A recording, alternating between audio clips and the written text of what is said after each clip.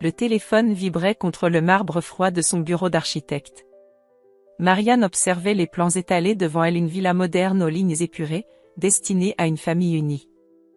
L'ironie de la situation lui échappa jusqu'à ce qu'elle décroche. Marianne. La voix de sa mère Claire résonna dans le combiné, glacial comme un matin d'hiver en Provence. Maman. Il est tard, qu'est-ce qui? Tu es coupée de la famille. Nous n'avons plus confiance en toi. Ces mots tombèrent comme des pierres dans un puits sans fond. Marianne sentit son souffle se couper, ses doigts se crisper sur le téléphone. 34 années d'existence venaient de basculer en une phrase. Je ne comprends pas. De quoi tu parles? L'argent de grand-père. Les 20 000 € qui ont disparu du compte familial. Nous savons que c'est toi. Le bureau sembla tourner autour de Marianne. L'accusation était si absurde qu'elle faillit éclater de rire. Elle, qui avait toujours été la plus droite de la famille, celle qui payait ses dettes avant l'échéance, qui n'avait jamais emprunté 1 euro sans le rendre. Maman, tu sais bien que jamais je n'aurais. Édouard nous a montré les preuves. Ton nom sur les virements. Ta signature. La voix de Claire se brisa légèrement. Comment as-tu pu nous faire ça? À ton propre père malade? Marianne ferma les yeux. Son père, Henri, luttait contre un cancer depuis 6 mois. Chaque traitement coûtait une fortune que l'assurance ne couvrait pas entièrement. Elle avait elle-même proposé de contribuer, mais la famille avait refusé, prétextant que le domaine viticole pouvait supporter les frais. Je comprends, murmura-t-elle finalement. Pas parce qu'elle comprenait réellement rien dans cette histoire n'avait de sens, mais parce que lutter semblait inutile face à cette muraille de certitude. Sa propre famille l'avait jugée et condamnée sans même lui laisser la possibilité de se défendre vraiment. Le silence s'étira entre elles, lourd de 34 années d'amour qui se fracassaient contre cette accusation. Au revoir, Marianne. La tonalité résonna dans le vide de son bureau. Lyon scintillait en contrebas, indifférente à ce drame qui venait de se jouer. Marianne resta immobile un long moment, le téléphone encore collé à l'oreille, comme si maintenir cette position pouvait annuler ce qui venait de se passer. Puis, avec une détermination qui la surprit elle-même, elle ouvrit son ordinateur portable. L'email du promoteur immobilier s'affichait encore à l'écran, confirmation de l'avance de 20 000 € pour le projet d'extension du domaine du Bois-Laurent. Un clic. Annuler la transaction. Un autre clic. Confirmer. L'argent qu'elle destinait à aider sa famille à développer leur vignoble retourna sur son compte en quelques secondes. Si elle était coupée de la famille, alors ses contributions financières l'étaient aussi. 2 jours passèrent dans un silence pesant. Marianne continua à travailler, rencontrant ses clients avec le sourire professionnel qu'elle maîtrisait parfaitement, mais ses nuits étaient hantées par la voix de sa mère. Comment en était-il arrivé là? Comment Édouard avait-il pu présenter des preuves contre elle? Où étaient ces fameux virements qu'elle n'avait jamais effectués? Le mercredi matin, son téléphone sonna à nouveau. Henri Beaumont, le conseiller financier de la famille depuis 15 ans. Marianne. Dieu merci, tu décroches. Nous avons un sérieux problème. Rappelle immédiatement. Sa voix tremblait d'une panique qu'elle ne lui avait jamais connue. Henri, d'habitude si posé, si méthodique dans sa gestion des finances familiales, semblait au bord de la crise de nerfs. Marianne regarda l'écran de son téléphone longtemps après que Henri eut raccroché. Une part d'elle brûlait de rappeler, de comprendre quel nouveau drame frappait sa famille. Mais une autre part, plus forte, celle qui avait été blessée au plus profond, refusait de tendre à nouveau la main. Elle posa le téléphone sur son bureau et retourna à ses plans. Quelque part en Provence, sa famille faisait face à un sérieux problème. Mais pour la première fois de sa vie, ce ne serait pas le sien. Une semaine s'écoula dans ce silence choisi, et Marianne découvrit une vérité terrible: on peut survivre à la trahison de ceux qu'on aime le plus, mais le prix à payer est de devenir quelqu'un d'autre. Lyon baignait dans la brume matinale quand Marianne découvrit l'article. En première page du journal régional, une photo du domaine familial accompagnait un titre qui lui glaça le sang: vignoble centenaire en péril, la famille du Bois-Laurent face à la saisie. Ses mains tremblèrent légèrement en tournant les pages. L'article détaillait une réalité qu'elle n'avait pas soupçonnée: dettes accumulées, créanciers impatients, hypothèques impayées. Le domaine que 4 générations avaient bâti pierre après pierre, rang de vigne après rang de vigne, risquait de disparaître dans les 6 prochains mois. Marianne reposa le journal et fixa son reflet dans la baie vitrée de son appartement. Une semaine s'était écoulée depuis l'appel désespéré d'Henri Beaumont. Une semaine pendant laquelle elle avait choisi le silence, construisant autour d'elle une forteresse d'indifférence apparente. Mais cette façade craquelait maintenant devant l'ampleur de la catastrophe. Son téléphone vibrait sans cesse. Message de sa mère, de son oncle Édouard, d'Henri. Tous restaient sans réponse. Elle les lisait pourtant, ses supplications déguisées en explications, ses tentatives pathétiques de la faire revenir dans le giron familial maintenant qu'ils avaient besoin de son argent. « Marianne, s'il te plaît, rappelle-nous. Papa va de plus en plus mal et cette histoire avec le domaine. » La voix de Claire dans le dernier message vocal se brisait d'épuisement. Mais quelque chose en elle refusait de céder. Comment pouvait-il l'accuser de vol un jour et implorer son aide le lendemain ? Cette contradiction révélait une vérité amère. Elle n'avait jamais été considérée comme un membre de la famille à part entière, mais plutôt comme une ressource financière pratique. Pour oublier, Marianne se plongea dans son travail avec une intensité nouvelle. Elle accepta tous les projets, même les plus modestes. Concevoir des maisons pour d'autres familles était devenu sa manière de panser ses propres blessures. Chaque plan qu'elle dessinait racontait l'histoire d'un foyer uni, d'un amour qui construisait au lieu de détruire. C'est lors d'une visite de chantier près de Mâcon qu'elle le vit pour la première fois. Un homme aux cheveux châtains travaillait dans les vignes adjacentes au terrain où elle supervisait la construction d'une villa contemporaine. Ses gestes étaient précis, méthodiques, et il semblait connaître chaque plan personnellement. « Vous construisez quelque chose de beau », dit-il en s'approchant, essuyant ses mains terreuses sur un chiffon. Sa voix portait un accent légèrement méridional, et ses yeux d'un vert profond contrastaient avec sa peau hâlée par le soleil. Il ne ressemblait pas aux ouvriers agricoles qu'elle avait l'habitude de croiser. « Merci. Vous travaillez ces vignes depuis longtemps ? » ?»« Quelques mois seulement. Je m'appelle Gabriel. » Il hésita une seconde. « Et vous êtes Marianne Dubois-Laurent, n'est-ce pas ?» Le nom de famille la fit tressaillir. Elle avait toujours été fière de porter ce nom, symbole d'un héritage qui remontait au XIXe siècle. Aujourd'hui, il lui pesait comme une chaîne. « Simplement Marianne », répondit-elle sèchement. Gabriel hocha la tête avec une compréhension qui la surprit. Comme s'il saisissait parfaitement pourquoi elle rejetait son nom de famille. « Ces vignes appartenaient autrefois à votre grand-père, non ? Avant qu'il ne les vende pour agrandir le domaine principal ? » Cette précision étonna Marianne. Comment ce journalier connaissait-il l'histoire foncière de sa famille mieux qu'elle-même ? Son grand-père avait effectivement vendu plusieurs parcelles dans les années 80, mais elle ignorait les détails de ces transactions. Vous semblez bien connaître l'histoire locale. J'aime comprendre la terre que je travaille. Chaque vignoble a ses secrets, ses drames, ses mystères. Gabriel la regarda intensément. Parfois, la vérité prend des années à remonter à la surface, comme un bon vin qui vieillit en cave. Il y avait quelque chose d'étrange dans sa manière de parler, une profondeur qui dépassait largement ce qu'on attendrait d'un simple ouvrier agricole. Marianne sentit une curiosité naître en elle, la première émotion positive qu'elle éprouvait depuis des semaines. « Il faut que j'y aille », dit-elle en consultant sa montre. « Bien sûr. Mais si vous repassez par ici, j'aimerais vous montrer quelque chose. Dans ces vignes, il y a une pierre tombale très ancienne. Votre arrière-grand-père y a gravé une inscription intéressante avant de mourir. » Marianne s'immobilisa. Son arrière-grand-père était mort quand elle avait 5 ans, et personne ne lui avait jamais parlé d'une pierre tombale dans les vignes. Quelle inscription ?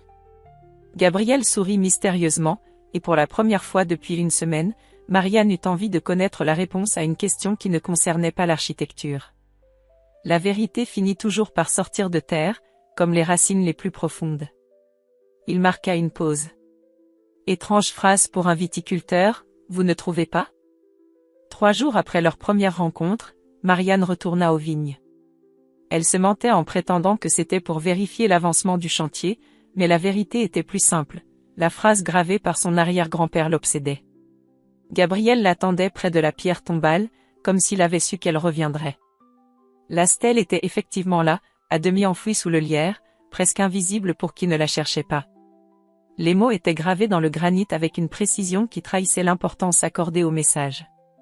Il l'a fait sculpter 6 mois avant sa mort, expliqua Gabriel en caressant la pierre froide. Votre grand-père Henri m'a raconté que personne n'avait compris pourquoi à l'époque. Marianne fronça les sourcils. Son grand-père était mort depuis 10 ans, et Gabriel prétendait l'avoir connu. De plus en plus d'éléments ne collaient pas dans l'histoire de cet homme. Gabriel, qui êtes-vous vraiment? Il la regarda longuement, comme s'il pesait le pour et le contre d'une révélation. Puis il sortit de sa poche une enveloppe scellée, jaunâtre, portant l'écriture tremblante d'une personne âgée. Je suis enquêteur privé. Votre grand-père m'a engagé 3 mois avant sa mort. Cette lettre vous est destinée. Les mains de Marianne tremblèrent en décachetant l'enveloppe. L'écriture de son grand-père dansait devant ses yeux, chaque mot lourd de sens. Ma chère Marianne, si tu lis cette lettre, c'est que les soupçons qui me rongent depuis des années se sont avérés fondés. J'ai engagé Gabriel Moreau pour surveiller les finances familiales après ma mort. Édouard me cache quelque chose depuis longtemps. Ses voyages fréquents à Monaco, ses nouvelles voitures, sa nervosité quand nous parlons d'argent. Je vieillis, mais je ne suis pas aveugle. Protège le domaine, ma petite fille. Tu es la seule en qui j'ai encore confiance. Le monde bascula autour de Marianne. Son grand-père avait prévu la trahison d'Édouard. Il avait senti le danger et mis en place cette protection posthume. Depuis combien de temps savez-vous, murmura-t-elle. Gabriel ouvrit une mallette métallique dissimulée sous une bâche nière la pierre tombale. À l'intérieur, des dizaines de documents, de photos, de relevés bancaires soigneusement classés. 15 ans d'escroquerie méthodique, annonça-t-il gravement. Édouard a créé un faux compte au nom du domaine. Chaque mois, il détournait une partie des revenus viticoles. Petite somme au début, puis montant de plus en plus important. Regardez. Les preuves s'étalaient sous les yeux de Marianne comme un puzzle macabre. Virements suspects vers des comptes offshore, factures gonflées pour des travaux fictifs, remboursement d'emprunts jamais contractés. Mais le plus choquant était encore à venir. Il a falsifié votre signature sur plusieurs documents pour couvrir ses traces. Quand votre grand-père est mort, Édouard a eu accès à tous les comptes. Il a alors imputé ces détournements à votre nom, créant de fausses pièces comptables qui vous accusaient. Gabriel lui tendit une liasse de papier. Des copies de chèques portant sa signature, mais qu'elle n'avait jamais signées. Des virements effectués depuis son compte vers des destinations inconnues, avec des justificatifs qu'elle n'avait jamais rédigés. Comment a-t-il? Votre signature sur les cartes d'anniversaire, les contrats d'architecte, les documents familiaux que vous avez signés au fil des années. Il a eu tout le temps d'apprendre à la reproduire parfaitement. Marianne s'assit lourdement sur un muret de pierre. Tout prenait un sens terrible. Les accusations de sa famille, leur certitude face aux preuves, la rapidité avec laquelle il l'avait banni. Édouard avait orchestré sa chute avec une précision chirurgicale. Pourquoi maintenant? Pourquoi vous révélez-vous maintenant? Parce qu'Édouard a paniqué. Quand vous avez annulé l'avance de 20 000 €, il s'est retrouvé dans une situation impossible. Cet argent devait couvrir ses dettes de jeu les plus pressantes. Sans lui, ses créanciers se sont retournés contre le domaine familial. Gabriel referma la mallette et regarda Marianne avec une intensité troublante. Il y a autre chose. Quelque chose que votre grand-père a découvert juste avant sa mort, mais qu'il n'a pas eu le temps de vous dire. Il marqua une pause, et Marianne sentit que sa vie allait basculer une nouvelle fois. Édouard n'est pas le seul responsable de cette escroquerie. Il a un complice. Quelqu'un qui connaît intimement les finances de votre famille, quelqu'un en qui vous avez tous une confiance aveugle. Le vent soufflait dans les vignes, faisant danser les feuilles comme autant de secrets prêts à s'envoler. Marianne ferma les yeux, préparant son cœur à encaisser une nouvelle trahison. Henri Beaumont, votre conseiller financier, touche une commission sur chaque détournement depuis le début. Le dimanche suivant, Marianne se tenait devant la porte de la maison familiale pour la première fois depuis un mois. Dans sa mallette, les preuves irréfutables de 15 années de mensonges. Gabriel était resté dans la voiture, moteur éteint, prêt à intervenir si nécessaire. L'odeur de lavande et de terre chaude l'accueillit quand sa mère ouvrit. Claire avait vieilli de 10 ans en quelques semaines. Ses cheveux gris tirés en arrière révélaient un visage creusé par l'inquiétude, et ses yeux rougis trahissaient des nuits blanches.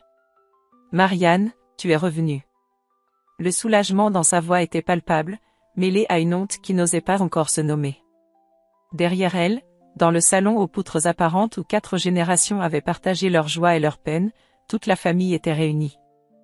Édouard, affalé dans le fauteuil de cuir paternel, sursauta en la voyant. Henri Beaumont, impeccable dans son costume dominical, pâlit instantanément. « J'ai quelque chose à vous montrer », annonça Marianne en posant sa mallette sur la table basse.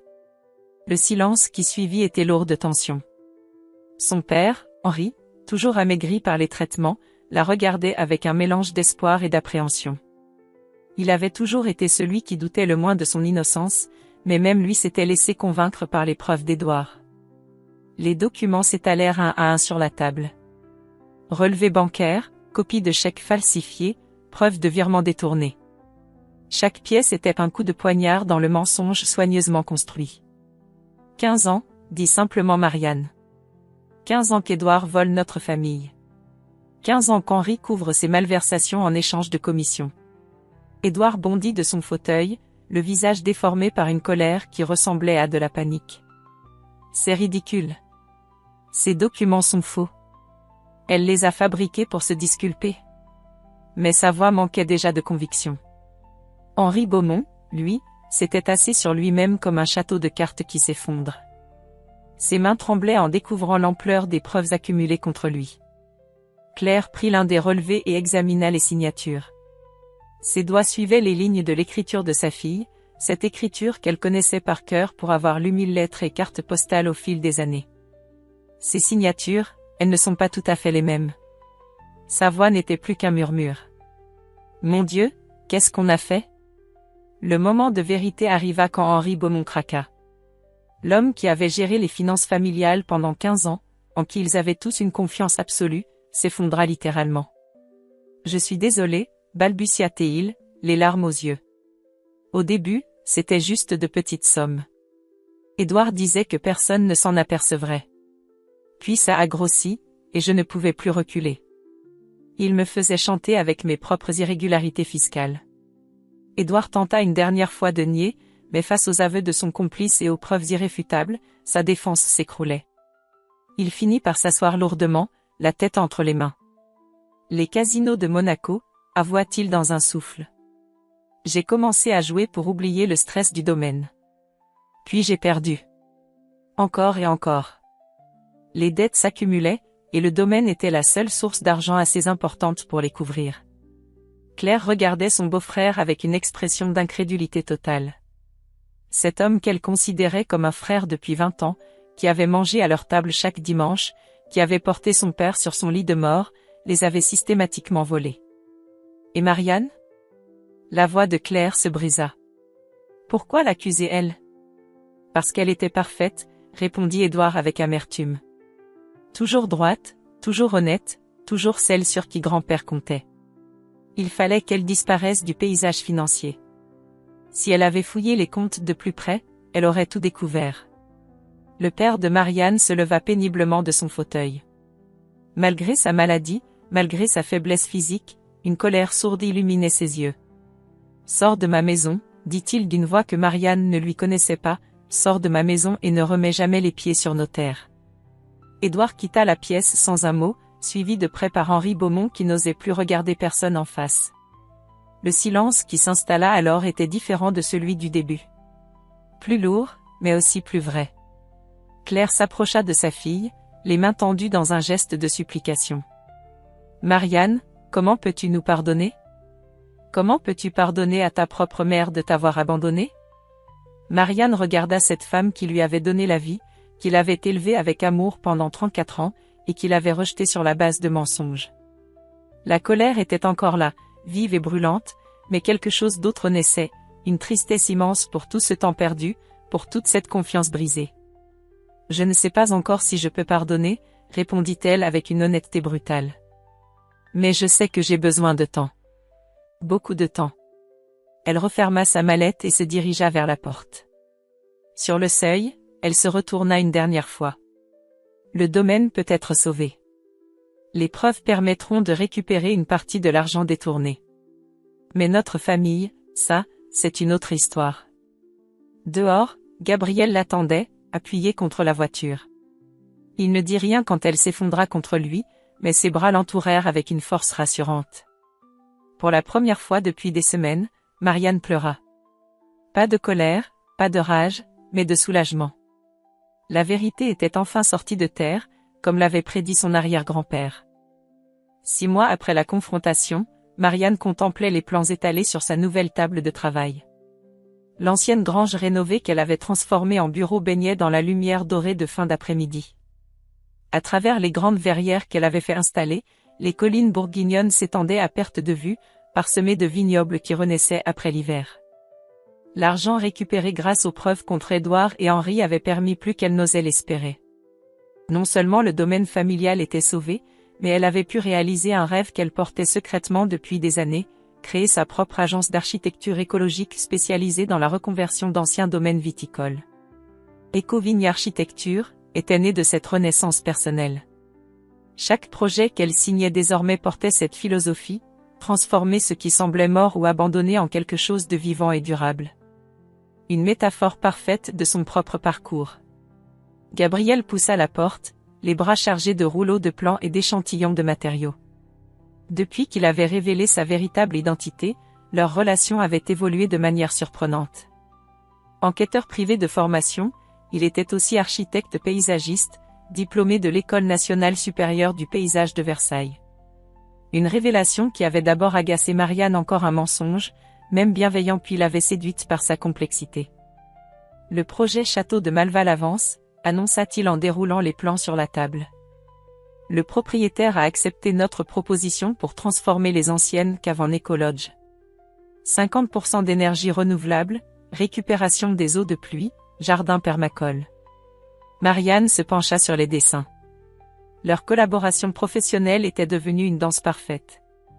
Là où elle concevait les structures, pensait l'espace et la fonctionnalité, Gabriel imaginait l'intégration paysagère, la biodiversité, l'harmonie avec la nature environnante. Leur vision se complétait avec une évidence qui les surprenait encore. Mais c'était leur complicité personnelle qui l'émouvait le plus. Gabriel avait cette capacité rare de la comprendre sans mots, de respecter ses silences autant que ses confidences. Il était là quand elle doutait, discret quand elle avait besoin de solitude, présent quand elle voulait partager ses victoires. « Il y a quelque chose que je dois te dire », déclara-t-il en relevant la tête des plans. Marianne sentit son cœur se serrer. Après tous les mensonges et trahisons des derniers mois, elle redoutait les révélations, même venant de Gabriel. Quand ton grand-père m'a engagé, ce n'était pas seulement pour surveiller les finances familiales. Il marqua une pause, cherchant ses mots. Il m'avait demandé de veiller sur toi personnellement si quelque chose arrivait. Il pressentait qu'Édouard essaierait de te nuire. L'information mit quelques secondes à faire son chemin dans l'esprit de Marianne. Son grand-père avait non seulement prévu la trahison, mais il avait aussi organisé sa protection. Même dans la mort, il continuait à prendre soin d'elle. Tu me surveilles depuis des années? Non. Gabriel s'approcha d'elle, ses yeux verts plantés dans les siens. J'ai commencé par t'observer de loin, c'est vrai. Mais très vite, ce n'était plus du travail. Tu es extraordinaire, Marianne. Ta façon de transformer chaque projet en œuvre d'art, ta détermination face à l'adversité, ta capacité à pardonner même quand on t'a blessé. Il prit ses mains dans les siennes, et Marianne sentit une chaleur familière remonter le long de ses bras. Je suis tombé amoureux de toi bien avant que tu saches qui j'étais vraiment. Et maintenant, je voudrais que ce soit pour de vrai. Plus de secrets, plus de missions. Juste nous deux, construisant quelque chose ensemble. Marianne regarda cet homme qui était entré dans sa vie au moment où tout s'effondrait, qui avait été le catalyseur de sa renaissance. Il y avait eu tant de mensonges, tant de manipulations autour d'elle. Mais avec Gabriel, même ses secrets avaient été des protections, jamais des armes contre elle. D'accord, murmura-t-elle. Mais à une condition. Gabriel attendit, retenant son souffle. Nos prochains projets, nous les signerons ensemble. Dubois-Laurent et Moreau. Architecture et paysage. Le sourire qui illumina le visage de Gabriel valait toutes les réponses du monde. Il l'attira contre lui, et leurs lèvres se trouvèrent dans un baiser qui scellait bien plus qu'une association professionnelle. Dehors, le soleil se couchait sur les vignes, peignant le ciel de rose et d'or. Dans quelques mois, les premières grappes apparaîtraient, promesse d'une nouvelle récolte. Comme eux, comme leur amour naissant, comme tous les projets qu'ils allaient construire ensemble. Le téléphone sonna, interrompant leur étreinte. Marianne regarda l'écran, sa mère. Depuis 6 mois, Claire appelait régulièrement, tentant de reconstruire un pont entre elles. Leurs conversations restaient courtes, prudentes, mais elles existaient. Cette fois pourtant, quelque chose dans la sonnerie semblait différent. Plus insistant. Plus urgent. Marianne décrocha, et la voix de sa mère résonna dans le bureau, tremblante d'excitation. « Marianne, il faut absolument que tu viennes. Nous avons reçu la visite d'un homme. Il dit qu'il te cherche depuis des années. Il prétend. » Claire marqua une pause, comme si elle n'arrivait pas à croire ses propres mots. « Il prétend être ton père. Ton vrai père. » L'homme qui se tenait dans le salon familial n'avait rien d'ordinaire. Grand, élégant, la soixantaine distinguée, Victor Sander dégageait cette assurance tranquille propre à ceux qui ont l'habitude de diriger de vastes empires. Ses cheveux gris argentés étaient parfaitement coiffés, son costume italien impeccable, et ses yeux d'un bleu perçant scrutaient Marianne avec une intensité troublante. « Vous avez ses yeux » dit-il simplement quand elle entra. Claire, assise rigidement sur le canapé, semblait pétrifiée. Gabriel, qui avait insisté pour l'accompagner, se tenait légèrement en retrait, observant la scène avec son regard d'enquêteur. Victor Sander posa une mallette en cuir sur la table basse et l'ouvrit avec des gestes mesurés. À l'intérieur, des documents soigneusement classés, des photos, et ce qui ressemblait à des rapports financiers. « J'ai suivi votre carrière depuis des années », continua-t-il en sortant une série de coupures de presse. « Vos projets architecturaux, vos innovations en matière d'éco-construction, votre récente entreprise. Vous êtes remarquable, Marianne. » Sa voix portait un léger accent germanique, cultivé et précis. Chaque mot semblait peser, calculé pour produire un effet maximum. « Qui êtes-vous exactement ?» demanda Marianne, refusant de se laisser impressionner. « Victor Sander. PDG de Sander Environmental Technologies. Peut-être avez-vous entendu parler de nous? Nous sommes spécialisés dans les énergies renouvelables et l'architecture durable en Europe. » Marianne connaissait effectivement cette entreprise. L'une des plus importantes du secteur, avec des projets révolutionnaires dans toute l'Europe. Que son dirigeant soit assis dans le salon familial en Provence tenait du surréalisme. Claire prit enfin la parole, sa voix tremblante trahissant des années de secrets gardés. « Marianne, il faut que tu saches. En 1989, j'ai fait un voyage d'affaires à Munich pour le compte du domaine. Nous cherchions de nouveaux marchés pour nos vins. Victor dirigeait alors une petite société d'import-export.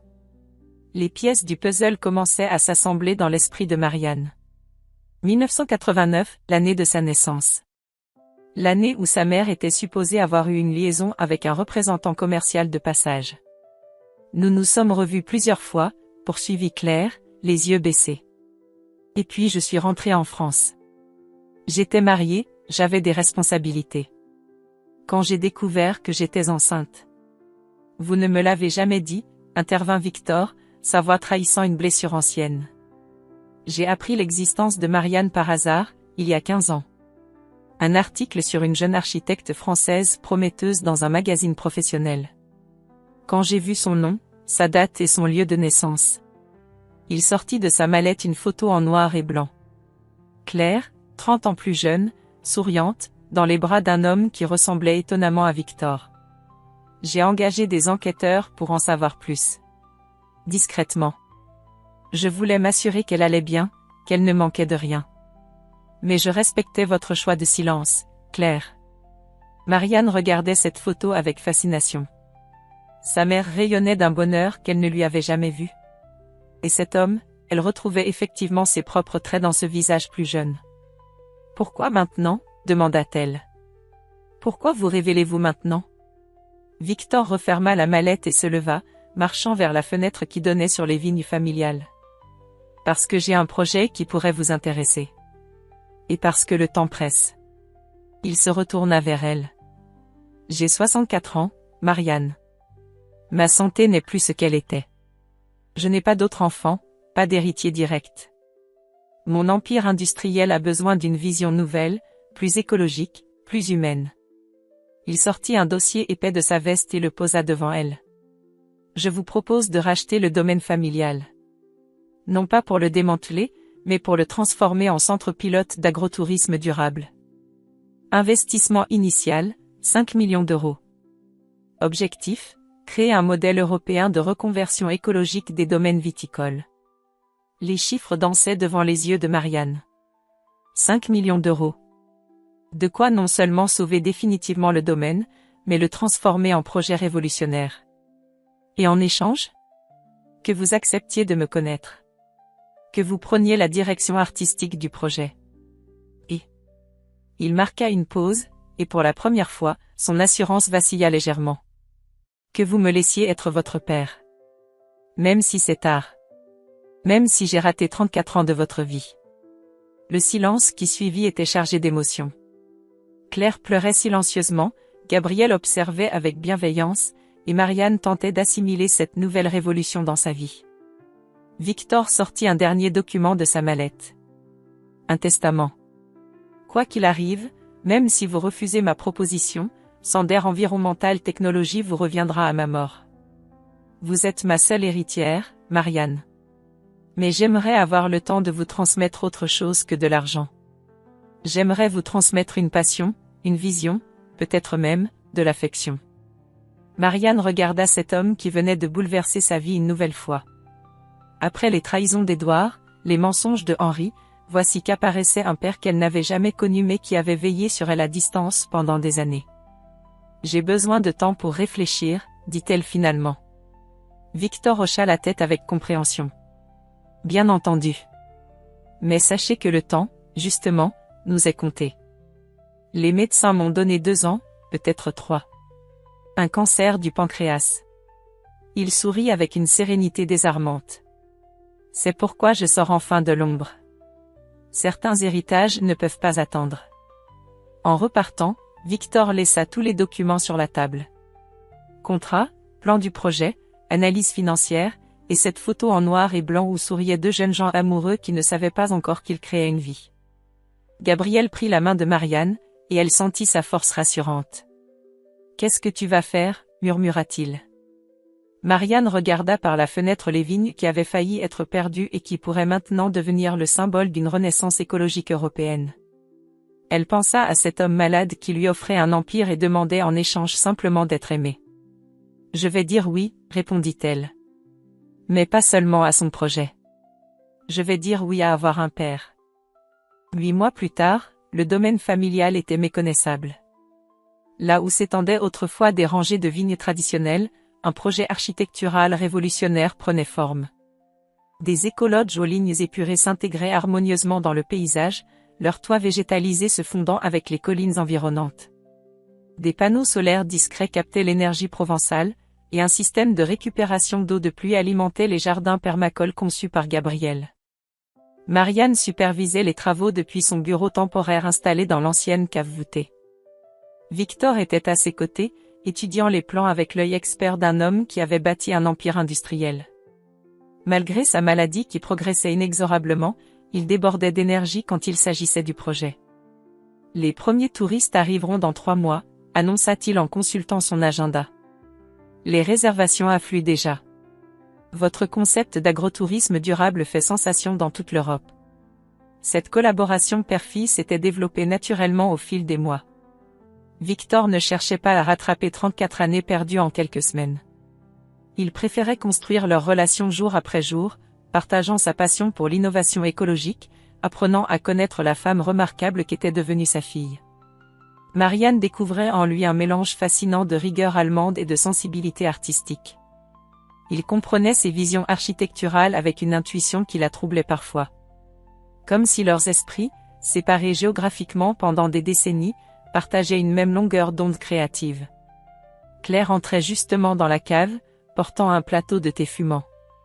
Les relations entre mère et fille s'étaient lentement réchauffées, aidées paradoxalement par la présence de Victor. Voir sa mère retrouver avec lui une complicité qu'elle croyait oubliée avait touché Marianne plus qu'elle ne l'aurait imaginé.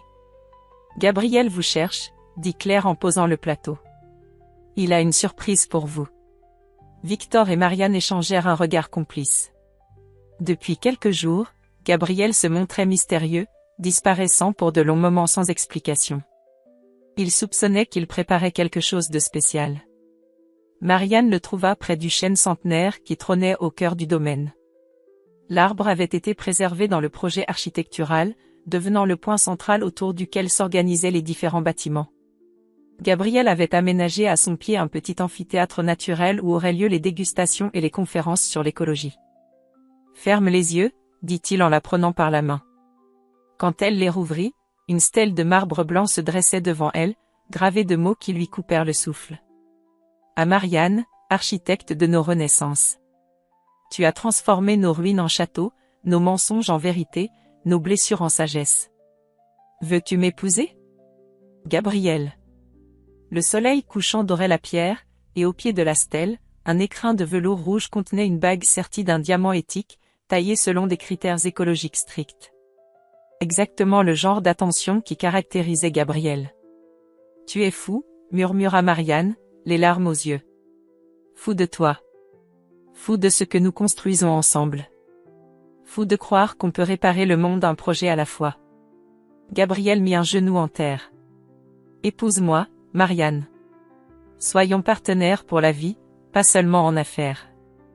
À travers ses larmes, Marianne aperçut Victor et Claire qui observaient la scène depuis la terrasse de la maison. Sa mère pleurait de bonheur, et son père biologique souriait avec une fierté qu'elle commençait à reconnaître. Oui, dit-elle simplement.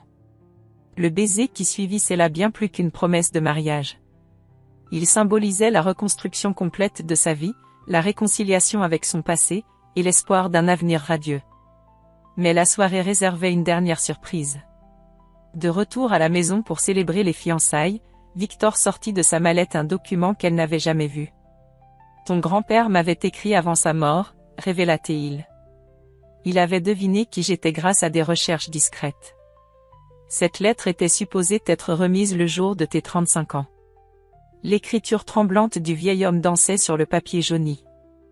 Ma chère Marianne, si tu lis ces mots, c'est que Victor a enfin trouvé le courage de se révéler. Je l'ai toujours su, tu sais. Dès ta naissance, j'ai reconnu en toi cette flamme particulière, cette vision qui dépasse l'ordinaire. Tu n'es pas seulement ma petite fille, tu es l'héritière de deux mondes, notre tradition viticole provençale et l'innovation industrielle allemande. Le domaine t'appartient entièrement, Marianne. Testament secret déposé chez Maître Boniface à Avignon. Édouard n'était qu'un gérant temporaire. Tu es l'unique propriétaire légitime depuis ma mort. Construis quelque chose de merveilleux avec cet héritage. Tu en as la capacité et maintenant, grâce à Victor, les moyens. Je t'aime. Grand-père Henri. Claire porta sa main à sa bouche, stupéfaite. Victor hocha la tête avec satisfaction, comme s'il avait toujours su que cette révélation viendrait compléter le puzzle. Le domaine vous appartient entièrement, confirma-t-il. Mon investissement n'était pas un rachat, mais un don à ma fille pour qu'elle puisse réaliser sa vision. Marianne regarda autour d'elle cette famille reconstituée de façon si improbable. Sa mère qui avait retrouvé un amour de jeunesse, son père biologique qui la comblait d'affection et de projets, son fiancé qui partageait ses rêves écologiques, et ce domaine qui était désormais officiellement le sien. En l'espace d'une année, elle était passée de la paria familiale accusée de vol à l'héritière d'un empire viticole et industriel, entourée d'amour et de projets révolutionnaires. Il y a encore une chose, dit Gabriel en souriant mystérieusement. Il prit sa main et la posa sur son ventre plat. Tu ne l'as pas encore remarqué, mais, nous allons avoir un bébé. Marianne le regarda sans comprendre, puis sentit ses jambes se dérober sous elle. Victor la rattrapa en riant, Claire poussa un cri de joie, et Gabriel l'embrassa tendrement. Comment? Le test que tu as fait ce matin en pensant que c'était pour autre chose. J'ai vérifié. Positif.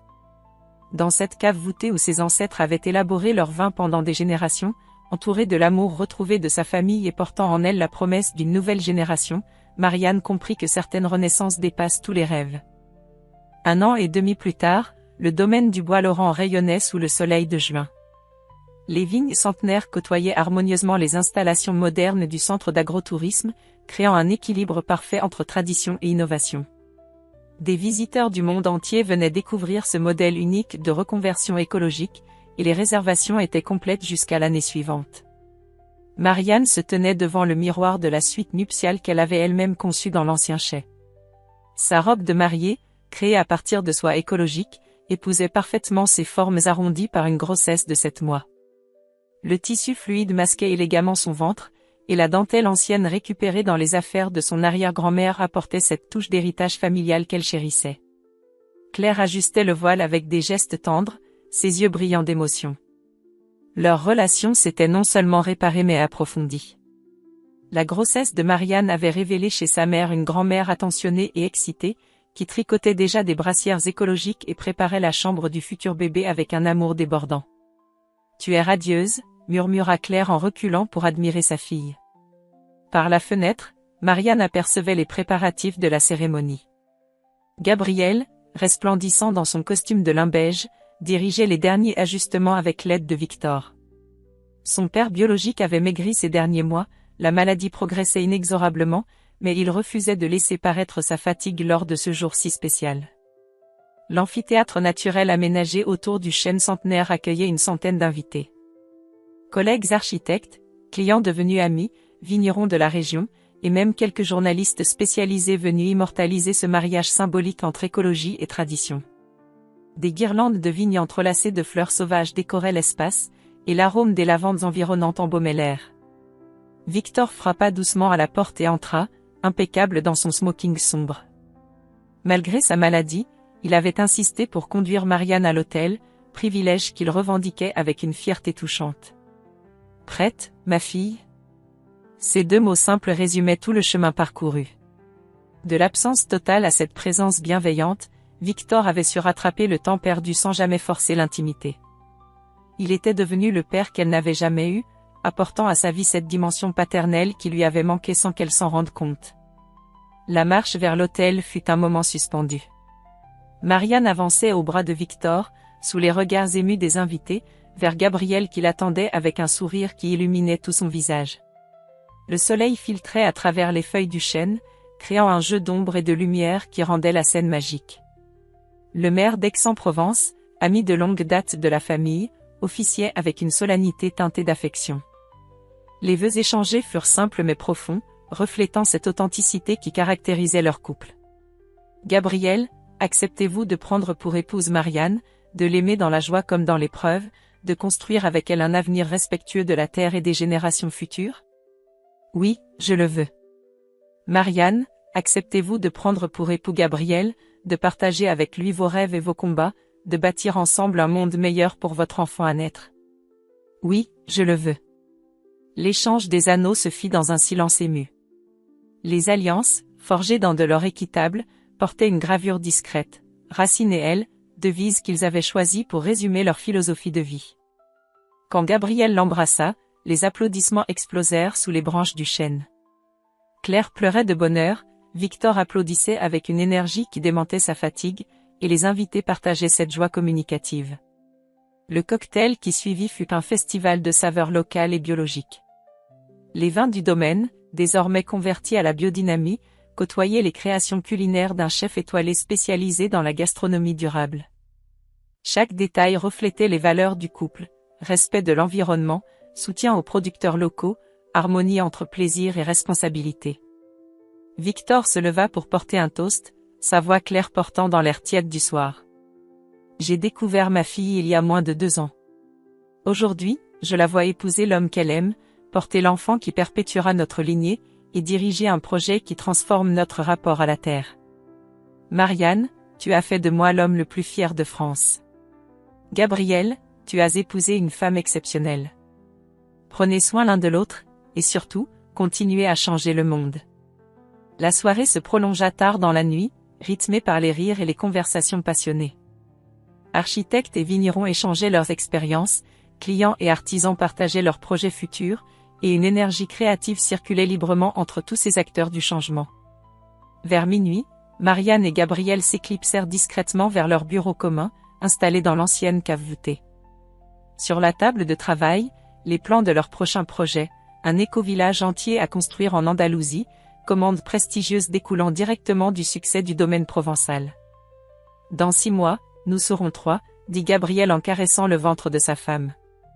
Dans 6 mois, nous aurons commencé l'Andalousie, répondit Marianne en embrassant son mari. Dans 6 mois, nous. Elle s'interrompit, sentant soudain un mouvement plus fort que d'habitude dans son ventre.